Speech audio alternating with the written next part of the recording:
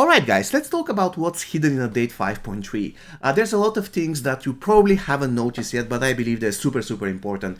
And I'll begin with the newest support card, which is Tenacious Fighter. Before I start talking about this specific support card and how to get it, I want to mention that, in my opinion, Survival of the Fittest kind of works in the crypt. Because I was doing a lot of crypt runs so I can unlock MK1 Shank, and I just realized that every single fight I was getting some of the health that I lost back. But while I was doing that, I never had a Tenacious Fighter. So in my opinion, Survival of the Fittest actually works in Crypt as well. Please let know in the comments whether you got a lot of health back after each fight in the Crypt without having the Tenacious Fighter. And now let's talk about the Tenacious Fighter itself. You can obtain this card, this support card, actually for free. You can obtain it now, and all you need to do is to go to the silver pack and start opening. Now, you should only do that if you have tens, if not hundreds of millions of coins, because this card is not plentiful. I spent, if I count the sellbacks, because if I open like this, if I open 10 of those silver packs, the price tag is 300,000 coins. But the reality is, I'm getting sometimes half of it back due to the sellback. Sometimes I get only 100k back or whatever. Anyways, if I take into consideration the sellbacks, currently you see I almost got half of it, I probably spend between 25 and 30 million coins for one single copy of the Tenacious Fighter. It is super annoying, not only because you're losing coins, but because you're wasting a lot of time in the process. So be prepared. If you have a lot of coins like I do, you can spend them all here and max out this support card. Whether it's worth it, I don't know.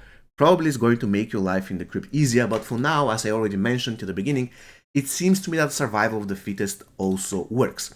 Another thing that has to be mentioned that's super important is the fact that the MK11 combat pack has been buffed, in the sense that now it contains characters that it didn't contain before, such as Sindel, Fujin, and MK11 Liu Kang. It is incredible news, and not only that, but before update 5.3, the MK11 combat pack had about 20% chance to obtain a diamond.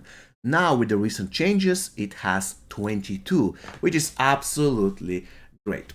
Another thing, there's a lot of improvements in the crypt. For instance, if you go to the crypt, I bet every single one of you already saw that. There is a legend here, and if you click on the legend, it exactly explains to you what you can get.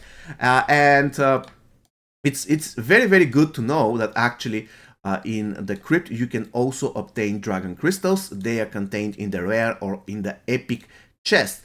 Usually in the rare you have 5, and the epic you have 10, which is absolutely busted. So in a way, I already made a video about the dragon crystals. You know, with the dragon crystals there is a daily limit of 30 crystals that you can obtain.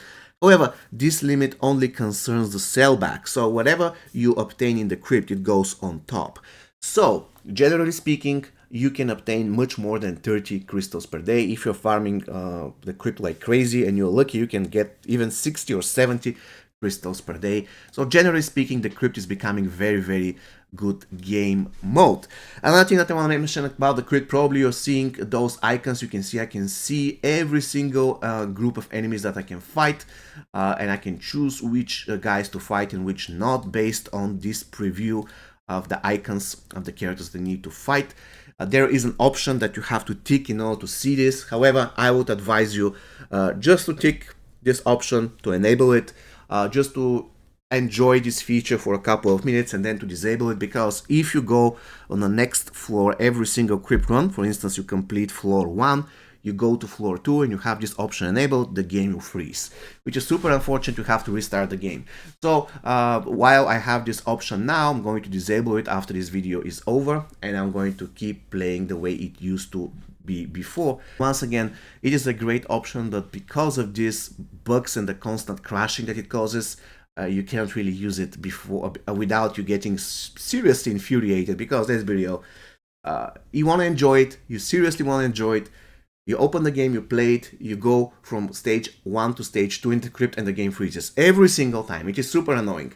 Anyways, I hope that they're going to do something about it in the next update, or if they're going to do update 5.3.1, which is going to address all the bugs. I can only hope for now. Alright guys, so these are the things I wanted to share with you. These are the secret features of the crypt and in the update as well. I hope you found this video useful. If you did, consider subscribing, give me a thumbs up, and have an amazing rest of your day. Take care, guys.